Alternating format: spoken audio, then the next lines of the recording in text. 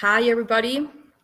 Good afternoon, good evening, or good morning, depending on from which part of the world you are watching this transmission. So, I want to welcome once more to my beloved Carly, and thank you all of you who are watching this video. For if it's the first time, or the second, or the third time that you are watching this sequence where we have been sharing about the BAKTUN 14, this Mayan codex, and its relation to the new, to the consciousness, to the conscious field, the presence of Cetus as the 14th Zodiac Sign. So, having said that, again, welcome, Carly. Thank you for having me again, Isha. My pleasure. My pleasure. Well, before going on live, we were talking about what specifically we would be sharing in this transmission, because as we have said, there is a lot of information to be shared regarding not only to the BAKTUN 14, also to Cetus, to Ophiuchus, to Nemesis, which is also a very new element coming in the field, and mostly the transcendence, the impact that it is already generating within the field, within the conscious field, within the collective, as this high energetic presence that leads to have a very clear influence within the conduct, within the human conduct, within the human daily life. And this is something that I will be sharing. It's getting hot. Speaking of whew, Nemesis. That was fast. Yes, well, I'm pretty sure that, well, before going to Nemesis, um, the last video clip that well, more than a clip that we were sharing in Palenque, in La Camja, we were talking about the alignment of Jupiter, being Jupiter now in the field of Cetus. So for the people who is the first time that has heard the word Cetus, I will just share a little bit. If you want to go deep within, you can watch to the other video, to other of the videos that we have been sharing. Cetus is a constellation that is related to the whale, and like this is what you can pick from the collective. Like Cetus equals the whale. Now, if you go through the mythology, you will see that Cetus is pretty related to a monster, to a sea monster, kind of the Lago Ness lake. And if we go a little bit deeper within that, let's say, paradigm, then we can tune into that it's not really a monster, it's a dragon. It's a water dragon. So the origins to the whales are the water dragons. How can I say this with such certainty? Well, I've been in Fayoum in Egypt, in the desert, and all that area was before sea, was ocean. And you can see the fossils of many species, including one of the most ancient ones, which is the Basilosaurus isis. The Basilosaurus isis is known as the first form of whale. However, if you look at that fossil, you will see a dragon. Clearly, you will see a dragon. You're looking at a dragon. And of course, those dragons evolved into what we know today as whales. That's one fact. Another very interesting fact is the name Basilosaurus isis. That suffix again regarding related to Isis as the primordial gen, the primordial waters, the primordial structure, the primordial structure of the blueprint.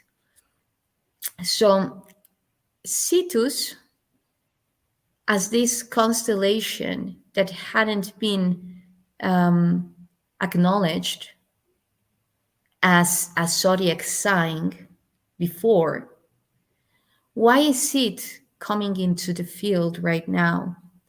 And because we can see all these hugely wise ancient civilizations who were only focusing in 12 zodiac signs. So then you might wonder, then why 14? Things are functioning well. Why all of a sudden 14? Even the Egyptian, the Chinese, the Hindus, they used 12 signs. What are you talking about? Why 14? And everything is evolving. The information is evolving itself. So if we're looking, or if we're trying to look at the reality through the same eyes that we used to look at it when we were at our first stages of life in this body, for instance, then there is something that is not coherent. There are essential things, of course, like the love, which is also a program. So that would be opening another field, like what's love? What's really love? So essence, bottom line. The essence, what connects us all, that is something that remains. However, when we're talking about how do you relate to life, how do you relate to your reality, of course it will evolve. So when we're talking that those ancient civilizations were just talking about the 12 signs, they were just talking about part of the information, not the whole information. Why? Resonance. Because it was not until now that humanity was in resonance to acknowledge two more zodiac signs, or Stella codes, as how I call them, which is Cetus and Ophiuchus. Ophiuchus being the serpent holder, and Cetus being the whale, or the water dragon. So I would love, after I finish commenting this, what Carly has to nourish with the amazing information that she has and wisdom to share. And when we're talking about Cetus, like if each one of the 12 signs is an archetype, what would Cetus represent? What would Ophiuchus represent? Well, in this video, we're mainly focusing in Cetus. So, but like just quickly, a quick view. If the 12 zodiac signs are the main archetypes meant to be transcended, related to each one of the 12 edges of the cross, of the particle of light, of that Templar cross, and the 13 being the center, the Christic consciousness, and the 14 being the Christic consciousness as the potential energy, or as a feminine energy, the one that is cycling, that it's orbiting, that it's giving that motion for the life to breathe through the unity. Like the 14 is the one that unifies, and the 13 is the result of that unification, which is unity. So this is how important is Ophiuchus and Cetus, the one that unifies and the unity itself. So how does Cetus unify? Embodying the wholeness, embracing your wholeness. And this is why it's pretty related to Nemesis. And we wanted to share about a very important conjunction alignment is already taking place. And in this year, number 7, which is also a very important number that is awakening in the field, the conscious field. And a conjunction in between Juno, Jupiter, Nem'Isis, that's how I say it, the highest manifestation of Isis, and um, and Cetus. And this will happen again 7 years after from now to 2030. So if that rings a bell to you in numbers, 2030, and all these huge shifts that have been um, like mentioned regarding to those years to come, well, astrologically, that's a link. So, Carly, can you talk share with us about this? Sure, I'll expand on it a little bit. So, the just to repeat, yes, the interesting conjunction that's happening actually like right now, so February 1st, because Isha had first asked, well, there's some kind of comet coming in. What's happening on February 1st? And so we were taking a look at what energies were sort of contracting already at that point in time. And it is Jupiter, and I'll read Jupiter, which actually I typically astrologically we'd look at as sort of the divine masculine energy. Jupiter, Juno, which also can be looked at as a divine feminine sort of committed energy. So we have Jupiter, Juno. Juno is an asteroid. Chiron is a very important asteroid as well. That is looking at our ability to alchemize wounds.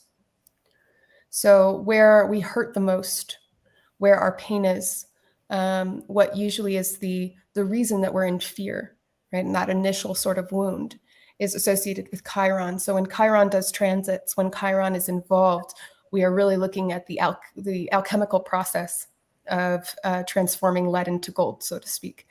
And so Chiron is in the conjunction, and then of course Nemesis. Nemesis is right in the middle. So all of these, we have divine masculine, divine feminine, Nemesis and Chiron, all coming in together around Nemesis within Cetus, within the torsion movement, the collective unconscious, the feminine, but really being the collective unconscious of all of us, together, the unity consciousness, and it's in whatever form that takes. So everything's kind of concentrated. And then we have Jupiter doing a big round, and we were looking at this 7. And so the next conjunction that'll come up in 2030 is that Juno won't be involved yet, but Jupiter is going to meet up with Nemesis again in 7 years. And to give a little bit of a story, or my own, what we've discussed, and kind of exploring what this energy means, what this time period could represent. We're dealing a lot with the balancing of the polarities, obviously masculine and feminine, an opportunity and a window for these energies to start coming back into sync again and to come into a higher frequency. And Nemesis, of course, is that, the ultimate, you have your whole, higher version of what Nemesis is. But most of the time when we hear Nemesis, especially in the West, we're thinking, oh my God, where's the bad guy? Where is the enemy with the sword down, the ultimate? And to a certain degree, we are looking at that energy, as we were talking about before. It is the shadow really revealing itself in full within ourselves, within the collective, rising so that we can consciously choose how we are going to respond and what we are going to heal, and to challenge ourselves to come into new patterns. And really understand the purpose of the shadow and the purpose of changing our reaction to it. And so we're looking at a really beautiful astrological, the energies really opening up for 7 years, to where that rise of what seems like bad, or however we typically would look at it, may that friction is going to reveal itself more and more so that we can face it and integrate it. And yeah, so that's kind of what I would Hmm. add on Thank that.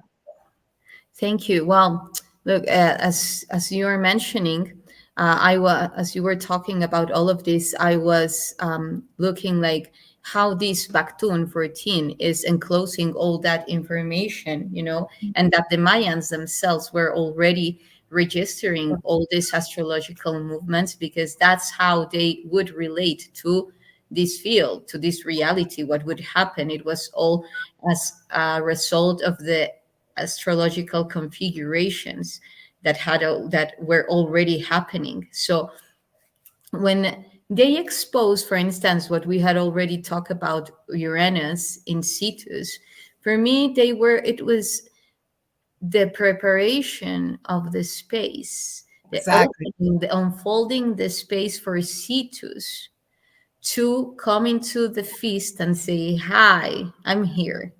I've always been here."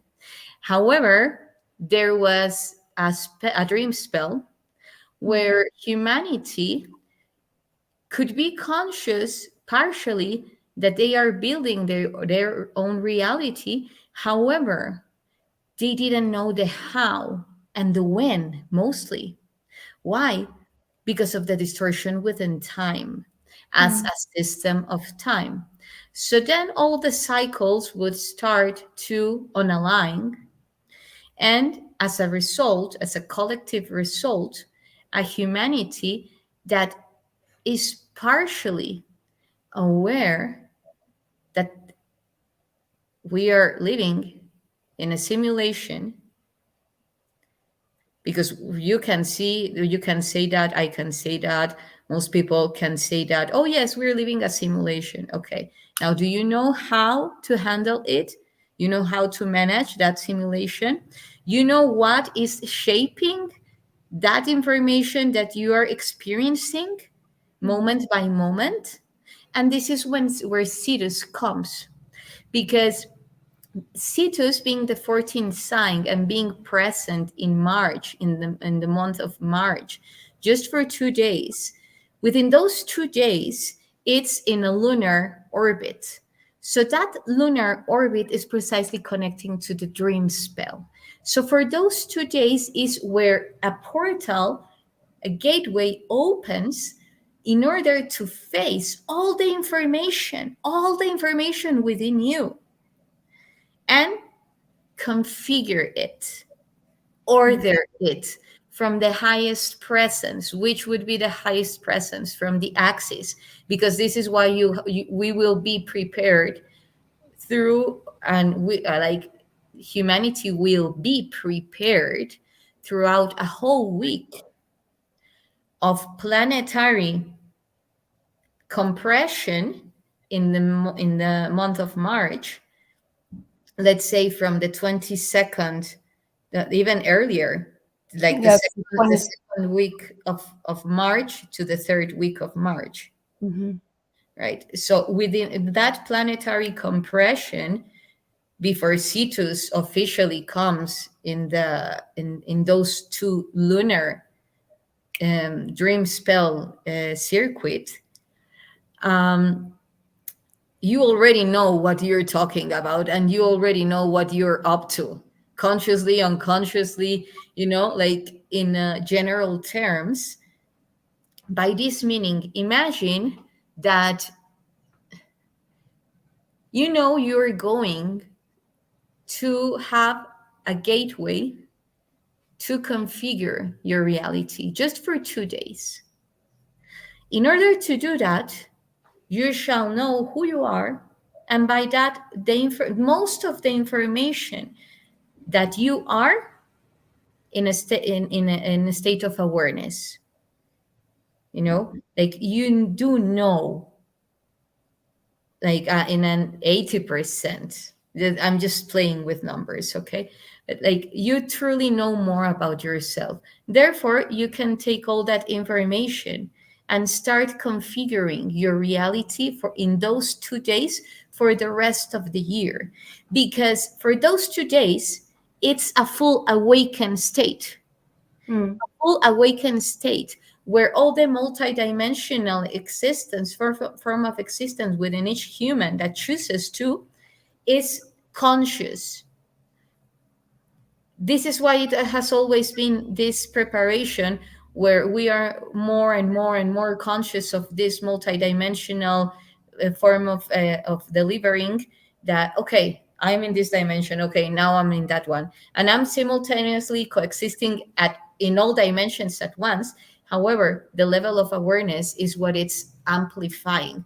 So for Mhm. these 2 days there will be no veil, Mhm. like being capable to configure your reality for what you will be living the rest of the year. So Cetus is also very connected to the dream spell and to the spiral cycles. I mean, beyond the linear time.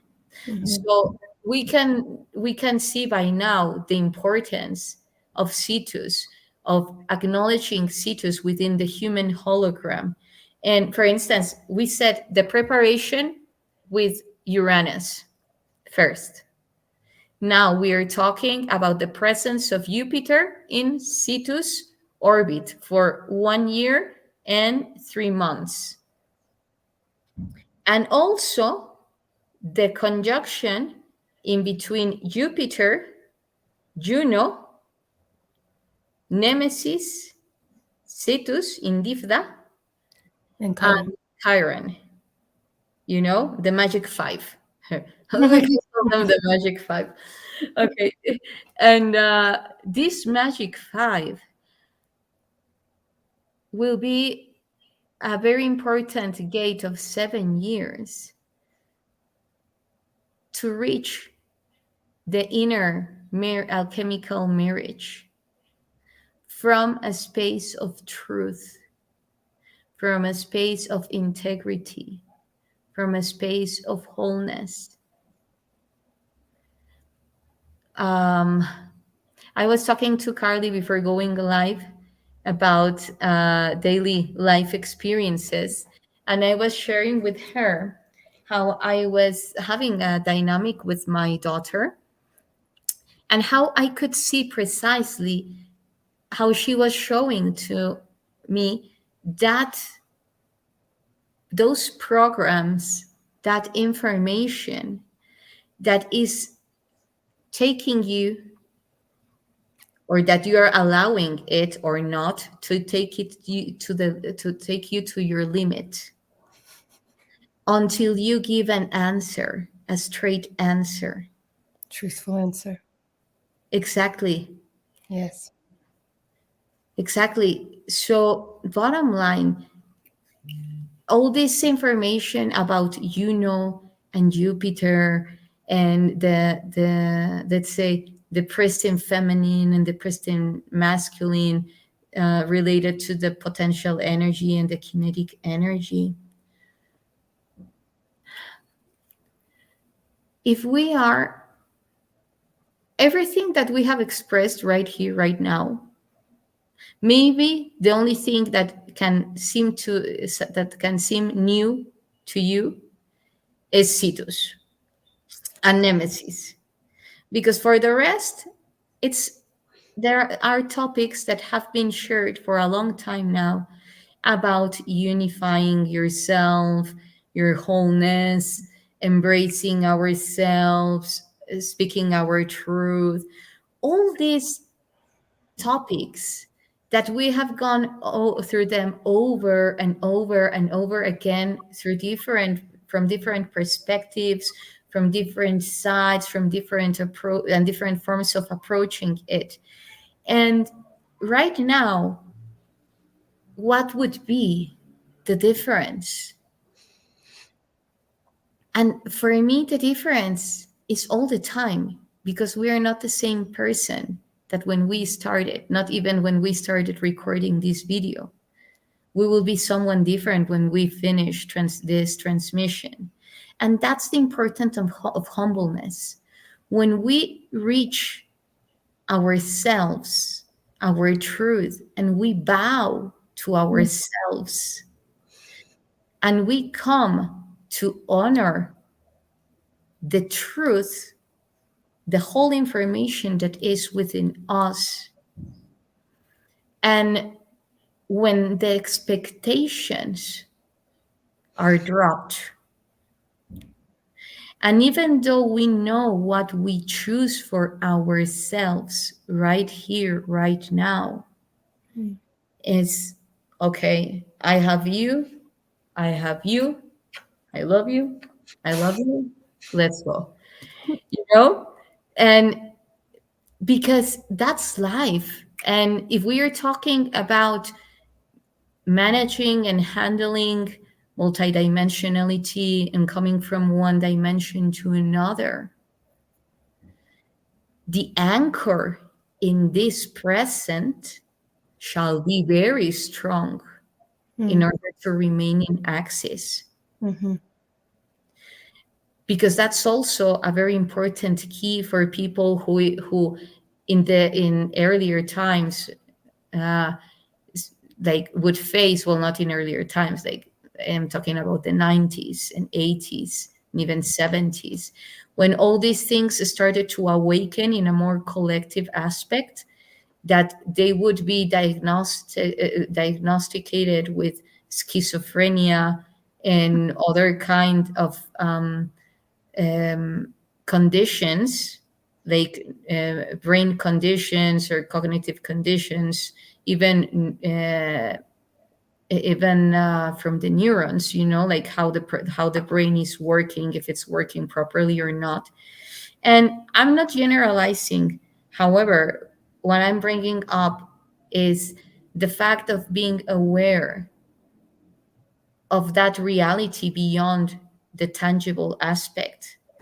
And when we are aware of that, how to inhabit in a 3D body, sustaining a 3D reality, having a boyfriend, a girlfriend, a husband, kids, a job, traveling, and still be consciously tuned in to the space memory and doing at every moment whatever you need to do to be the highest evolutive expression of yourself. So that's something to honor. Something to honor. It's even embodying here, whether if you're conscious of the dream spell or not. You're here, you made it. Congratulations. And so all this information, because we can look at this from many perspectives: numerical values, alchemical values, spiritual values, shamanic values, quantum values.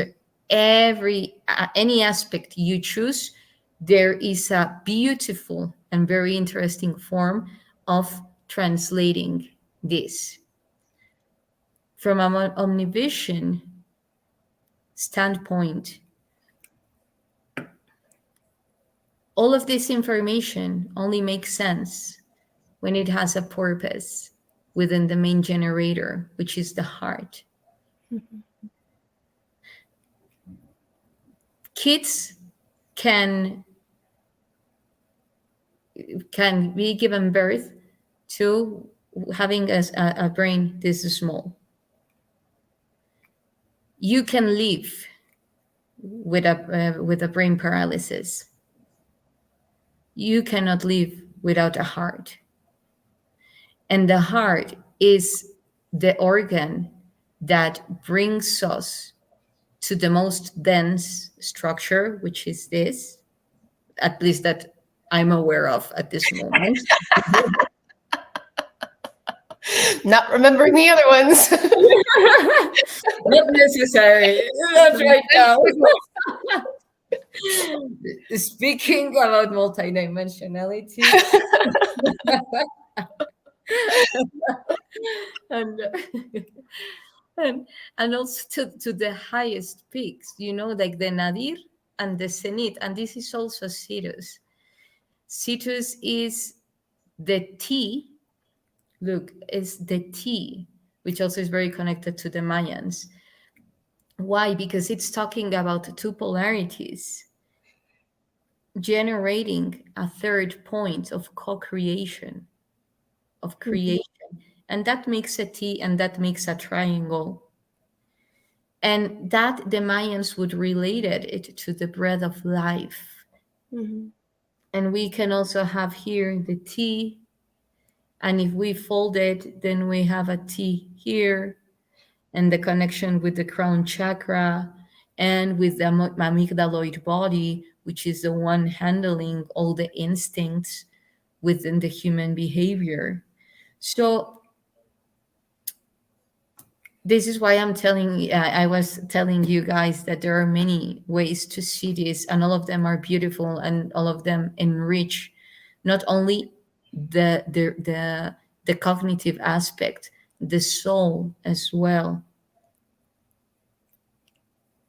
You were the other time saying, and I appreciated it very much as everything that you share, that the importance of being aware of the information in order to choose consciously. Yes.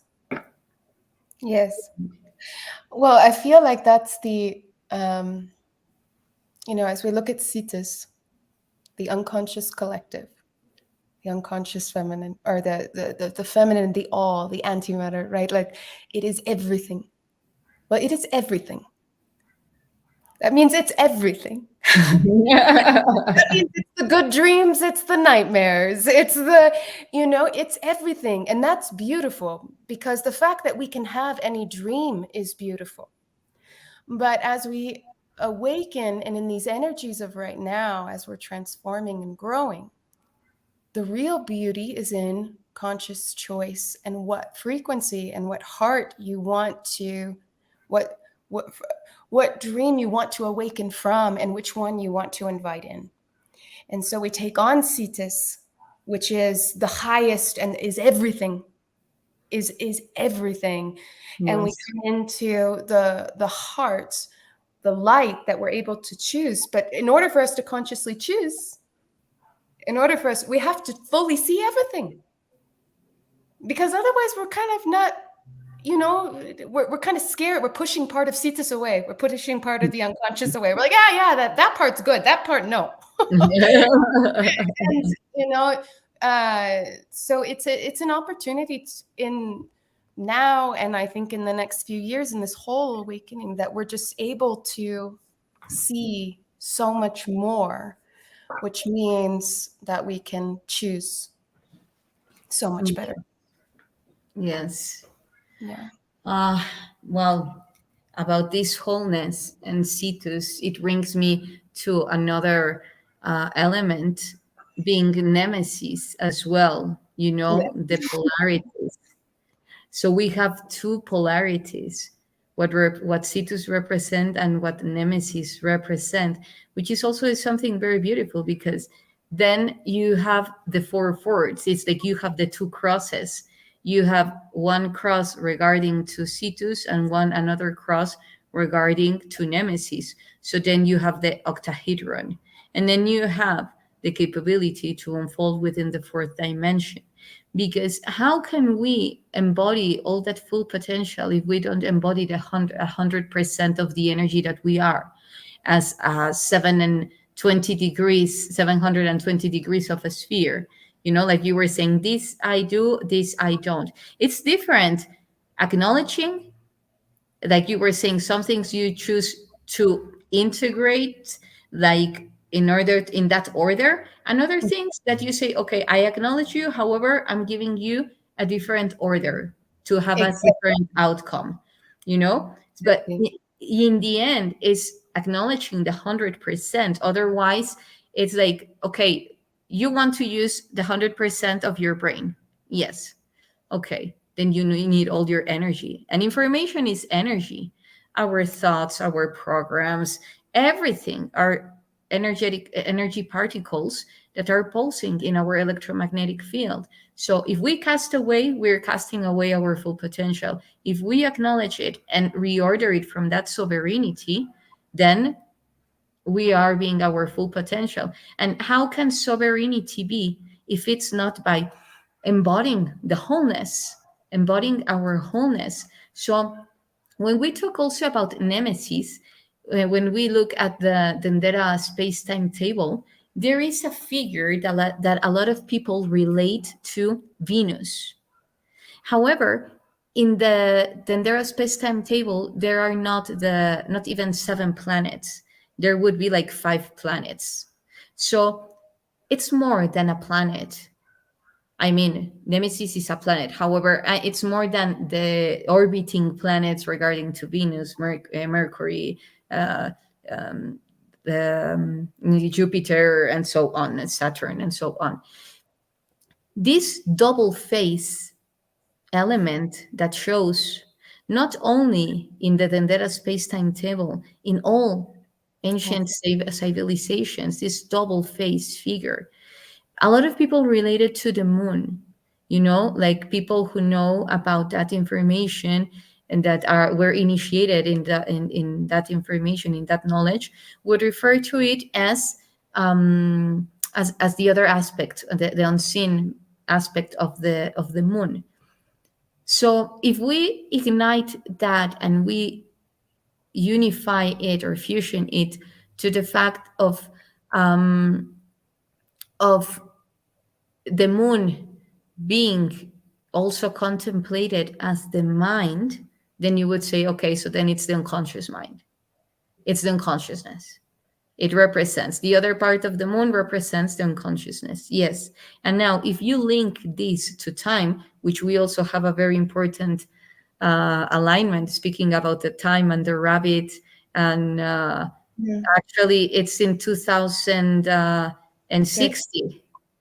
2060, the conjunction with Lipus.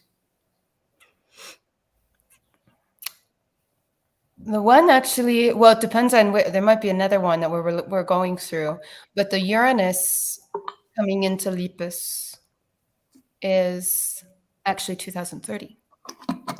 As well. Yeah. As well. So we have two very important participations of Uranus in Lepus in 2030, and also the last part of the stage of the conjunction within the Fantastic Five, which are Jupiter, Juno, Nemesis, Chiron, and Cetus. So those are important in astrological movements, because we are talking about strong energies. Who's Lepus? Lepus is the rabbit, is the white rabbit. The white rabbit at the feet of Orion, and that is related to the time. And also that is related to the crow. And if we see from the Mayan cosmogony, then we have Orion as the turtle, because they considered Orion as the turtle. And then we have Lepus, the rabbit. So we have the turtle and the rabbit together. And another very important thing that I would just like to mention, and then maybe we can talk about it in the next video, because when we are talking about, for instance, the crab, the constellation of the crab, mostly known as Cancer. So Cancer in its chest has the presence of the beehive or the crib, which is a cluster. So why do I mention this? Because actually a lot of the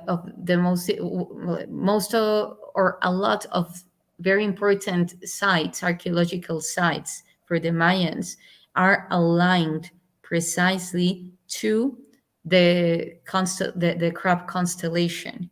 And this is leading to the origin. This is leading to the North Cross. This is leading to Draco, in again the dragon. So, bottom line, if we see all the Stella codes as holograms,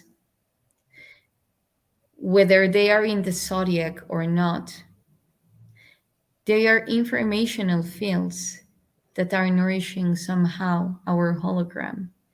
and that the human hologram was configured based on those algorithms. So the more we get to acknowledge those and tune into by the heart, the more we are updating to the primordial state or restoring to the primordial state our hologram. And therefore, surfing within the quantum is something simpler in the way that we have more fun. We do. We do, and it's a blessing. Actually, it's a huge blessing. Yes. Hmm. Well, having said this, is there anything you want to mention to add, Carly? I think we went through for today, anyways, the big points. That was just the opportunity right now that really like a masculine and feminine, left, right, however we want to look at that, those polarities within us, those friction, those creation points, that they have a huge opportunity to integrate the healing of the last few years and to really start to balance, to bring as much consciousness as possible to both aspects of the self, and to pay attention to it in the collective as well.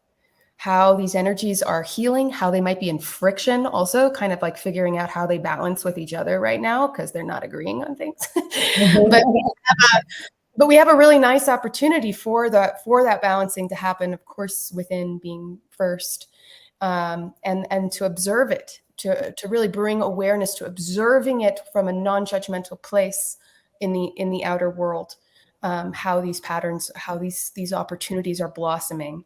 And then the 7-year healing cycle that's really opening up to face the nemesis, to face whatever programs, whatever, to integrate and accept that there is a certain density to life, and we can alchemize it, and we're able to release it during this point through integration.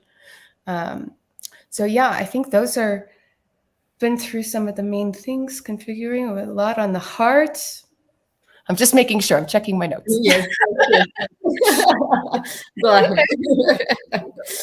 We want the whole information. Yes. Yes. Well, this is the main point. There's like, okay, yes.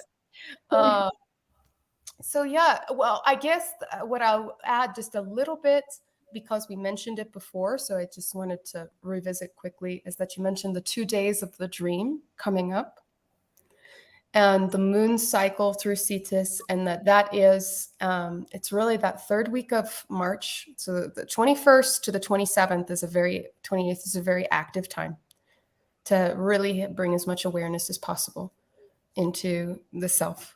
And as you're talking about the moon's movement and an opportunity to reset the dream astrologically would be that 22nd to 24th of March that we were looking at. Those are the dates that a dream reset is possible, and to have it not be from the mind but from the heart.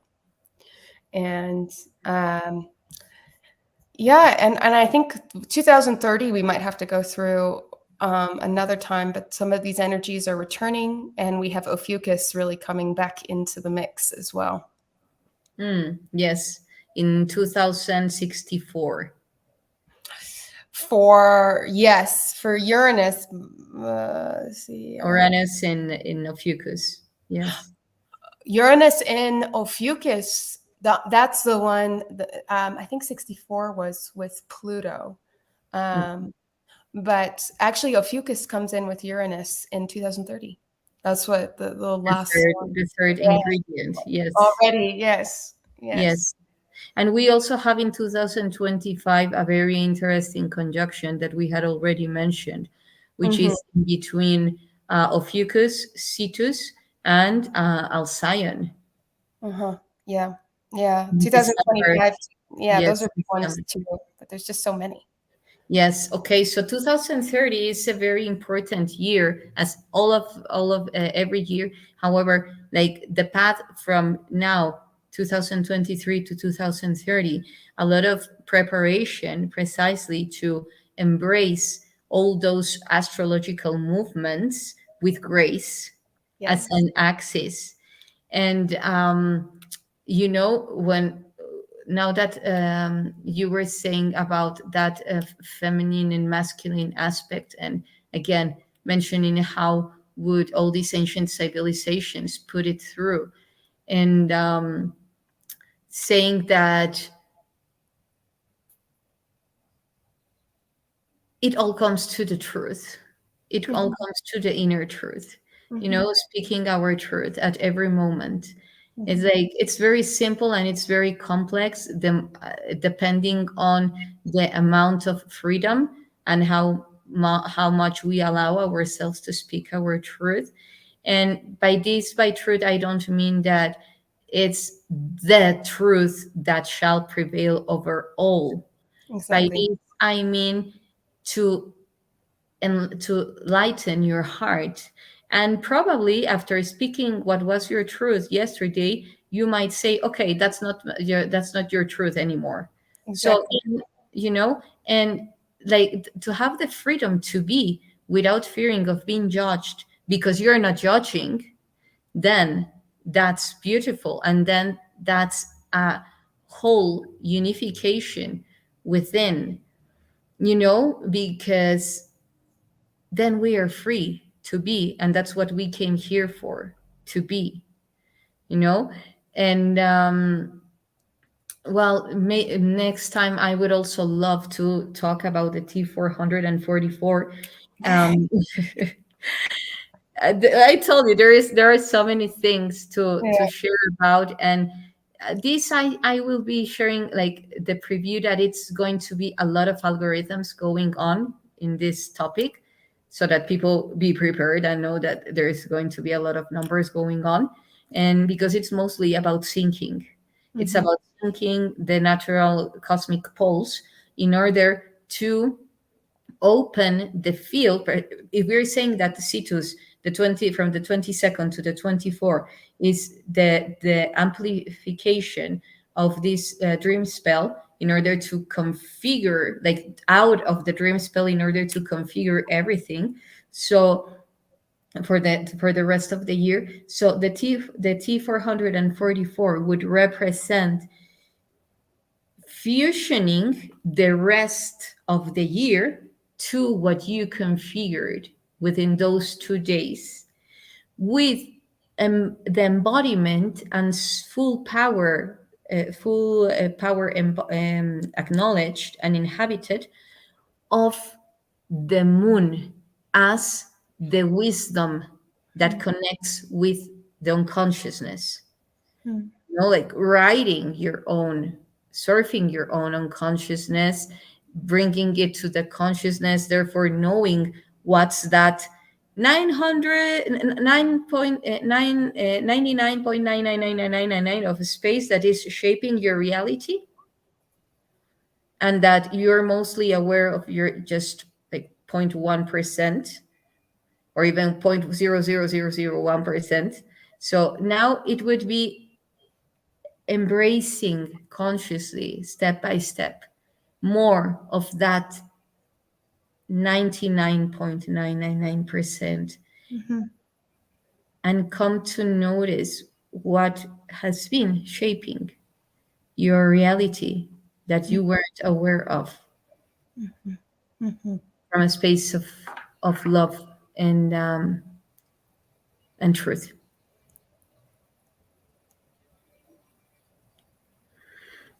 Well, thank you very much as always. I'm looking forward to meet again, to be there again, so that Yes, we can make that live when we are together. Who knows? yes, yes. That'll be fun. That'll be nice in another pretty location. Yes, definitely.